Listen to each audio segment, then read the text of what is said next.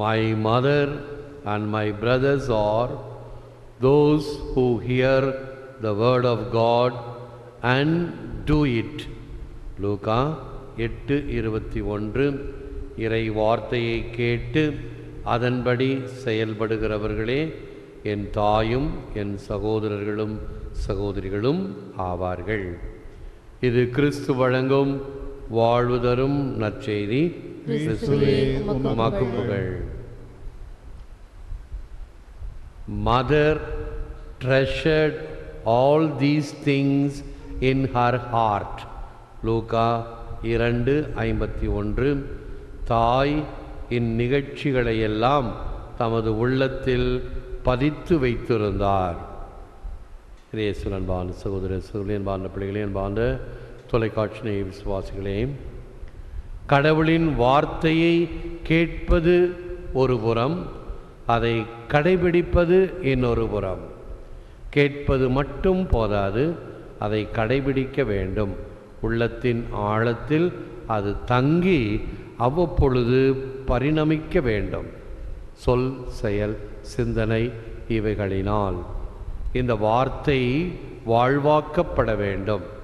தேவத்தாய் இதை செய்தார், தேவத்தாய் இதை நமக்கும் செய்ய வேண்டுமென்று அவர் சொல்வதுபடி செய்யுங்கள் என்ற வார்த்தைகளில் வலியுறுத்துகிறார்.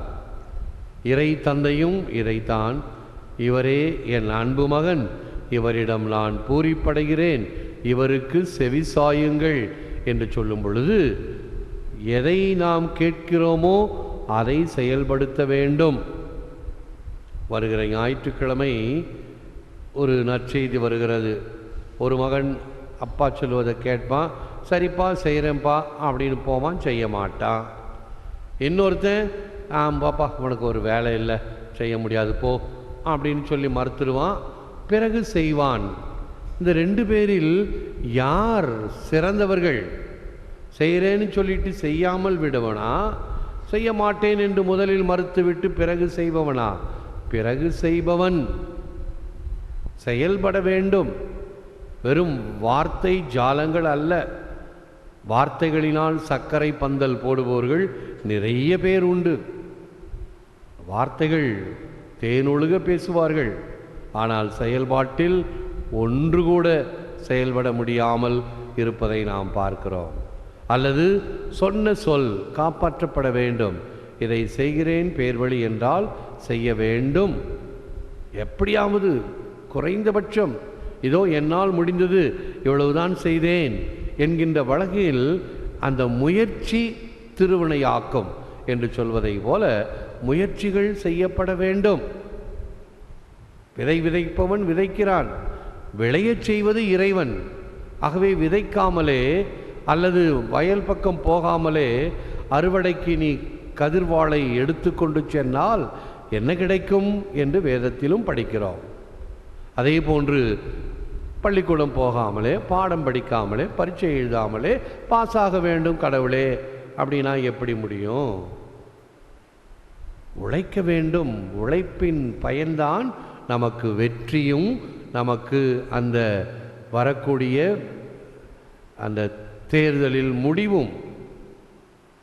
ஆக வெறும் வார்த்தைகளை கேட்பது மட்டும் அல்லாமல் செயல்படுவர்களாகவும் இருங்கள் என்று புனித யாகப்பர் தன்னுடைய திருமுகத்திலும் கூறுகிறார். திருக்குறள் 664 சொல்லுதல் யார்க்கும் எளிய, அறியவாம் சொல்லிய வண்ணம் செயல். சொல்லலாம் பல வார்த்தைகளை.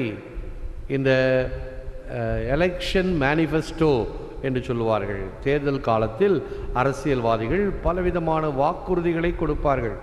நான் அடிக்கடி ஒன்று சொல்லுவேன் அல்லவா, பெங்களூரில் ஒரு அரசியல்வாதி சொன்னாராம், உங்களுக்கு நான் பீச் கொண்டாடுவேன், எனக்கு நீங்கள் ஓட்டு போட்டு ஜெயிச்சிங்கன்னா பீச்சு கொண்டாடுவேன். கடற்கரை கொண்டாட முடியுமா? வெறும் வாய்ப்பந்தல், வாய் சவடால்.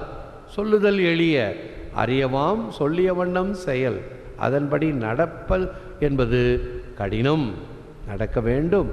எதை சொல்கிறோமோ அதை செய்தல் வேண்டும் என்கின்ற ஒரு வாழ்வின் சித்தாந்தமாக கொள்ள வேண்டும். இதை சொல்லுகிறேனா, ஏற்றுக்கொள்கிறேனா, செய்வேன் என்பதை. In Christ there is no east or west, in him no north or south, but one great fellowship of love throughout the whole wide earth. கிறிஸ்துவில் கிழக்கு, மேற்கு, வடக்கு, தெற்கு என்பதில்லை. உலகம் முழுமைக்கும் ஒரே அன்பின் ஐக்கிய பிணைப்பே உள்ளது.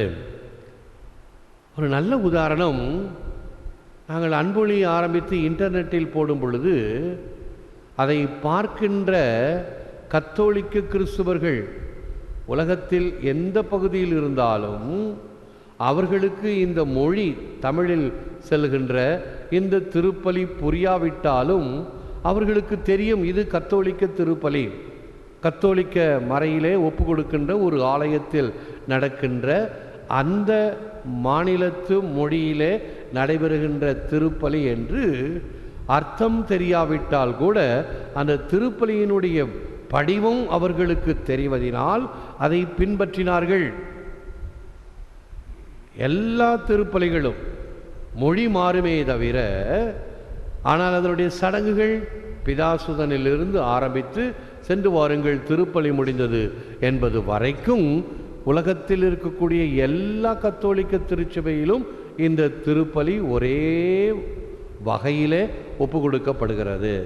அதனால் அநேக பேர் இதில் பங்கு கொண்டதினால்தான், அநேக பேர் இதை பார்த்து நேயர்களாக இருப்பதினால்தான் இந்த யூடியூபிலே நேரடி ஒளிபரப்பு கொடுப்பதற்கு இலவசமாக அவர்கள் முன் வந்தார்கள்.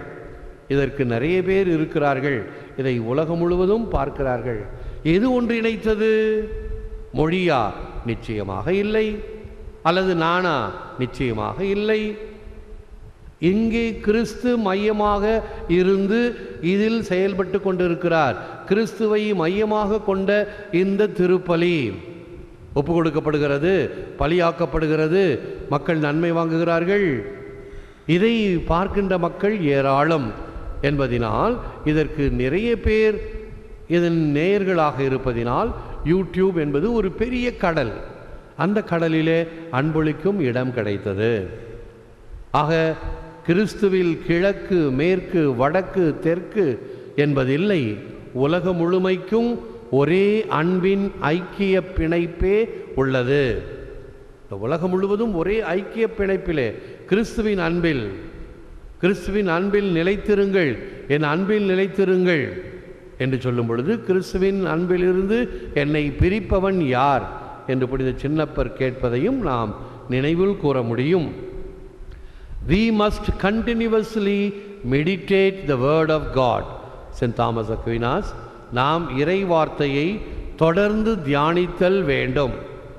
ஆகவே பல வகைகளிலே இந்த இறை வார்த்தையை தியானிக்க பல முயற்சிகள். அதில் ஒன்றுதான் நம்முடைய காலண்டர் ஷீட்டில் ஒரே ஒரு வசனத்தை மட்டுமாவது இன்று நீங்கள் நினைவில் கொள்ளுங்கள், கருத்தில் கொள்ளுங்கள். இன்று என்ன சொல்லப்படுகிறது, இன்று என்ன இறைவாக்கு, அல்லது பைபிளை திறந்து சிலர் வேண்டுமென்றே எது வருகிறதோ அந்த வசனத்தை படிப்பார்கள். அது அவ்வளவு சிறந்தது அல்ல. அது வந்தால் சில சமயத்தில் நமக்கு ஆகாதது கூட வரும். நான் அப்படி தானே சொல்லியிருக்கிறேன். ஒருத்தர் அப்படி தான் பைபிளை திறந்து பார்த்தார், எனக்கு என்ன வசனம் வருது அப்படின்னு திறந்து பார்த்தா யூதாஸ் சென்று நான்று கொண்டான்.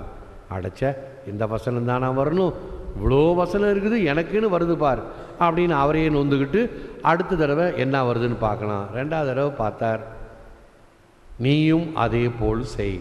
அடக்கடவுளே, வேணும்னே என்ன பழி வாங்குதே ஆண்டவருடைய வார்த்தை, இது சரிப்படாது. மூணாவது என்ன வருதோ அதோடு நிறுத்திக்குவேன். நல்லா வந்தால் சரி, இது மாதிரி பாதகமாக வந்தால் பைபிள் படிக்கிறதே விட்டுடுவேன். மூணாவது திறந்தாரு, செய்வதை உடனே செய் அப்படின்னு வந்து அவ்வளோதான், பைபிள் படிக்கிறத விட்டுட்டார். ஆகவே அட் ரேண்டம் அப்படின்னு சொல்லுவார். பைபிளை திறக்கிறேன் பேர் வழி, ஏதாவது படிக்கிறேன் பேர் வழினா இப்படித்தான் வரும்.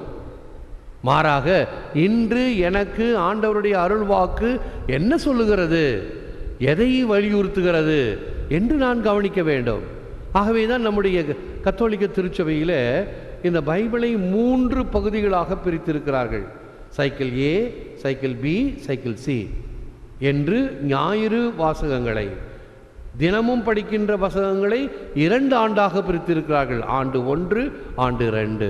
இவைகளை முழுமையாக படிக்கும் பொழுது அல்லது தினமும் திருப்பலிக்கு நாம் வருகிறோம் என்றால் ஏறக்குறைய 3 ஆண்டுகளிலே இந்த பைபிள் முழுவதையும் நாம் படித்தவர்களாவோம்.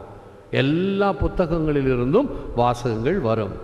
எவ்வளவு ஒரு தெளிவாக இதை திட்டமிட்டு வகுத்திருக்கிறார்கள். அந்த நீரோட்டத்திலே நாம் நம்மை உட்படுத்தி கொள்ள வேண்டும். நான் தனியே போகிறேன் பேர் வழி, எனக்கு எது பிடிக்குதோ நடக்கிறேன்னா இப்படி தான் வசனம் வரும். யூதாஸ் போய் ஆண்டு கொண்டான், நீ அதே போல் செய்வதை உடனே செய். இது ஆண்டவருடைய வாக்கு உனக்காக கொடுக்கப்பட்டதா? இல்லை. இப்படிப்பட்டவர்கள் பிறவாதிருந்தால் நலம் என்று அவனை பற்றி சொல்லப்படுகிறது. ஆகவே எதற்கு என்று எப்படி என்று இறைவாக்கை பயன்படுத்த வேண்டும். தலைவலிக்கு மருந்து தலைவலி மருந்து சாப்பிடணும், இல்லைனா தலைவலி தைலம் தடவணும். நீ பாட்டு வேறு மருந்தை சாப்பிட்டீங்கன்னா, வயிற்று வலி மருந்தை சாப்பிட்டீங்கன்னா என்ன ஆகும்? அது கேட்காது. எது தேவையோ அதை செய்ய வேண்டும். அப்படி இறை வார்த்தையை தொடர்ந்து தியானித்தல் வேண்டும். எனவே முழந்தாளிலிருந்து செபிப்போம். Heavenly Father, you are the source of all true friendship and love. In all my relationships, may your love be my constant guide for choosing what is good and for rejecting what is contrary to your will. விண்ணக தந்தையே, நீர் உண்மையான அன்பின் ஊற்று. என் எல்லா உறவுகளிலும் உம் அன்பே எனக்கு சிறந்த வழிகாட்டியாக இருந்து நல்லவற்றை தேர்ந்து கொள்ளவும் உம் சித்தத்திற்கு மாறானவற்றை ஒதுக்கிவிடவும் எனக்கு வரமருளும். எல்லாம் வல்லவரே, நல்லவரே, உம்மை போற்றுகிறோம், புகழ்கிறோம், நன்றி கூறுகின்றோம், ஆராதிக்கின்றோம். தேவரிதாமே இந்த நற்கருணையிலே எமக்காக விற்றிருக்கின்றீர். உமக்கே நன்றி, துதி, புகழ், தோத்திரம் உண்டாவதாக.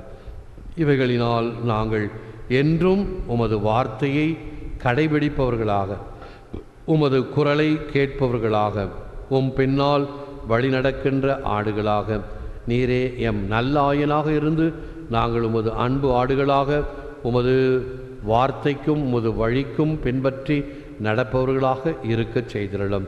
எங்கள் செபத்தை கேளும்.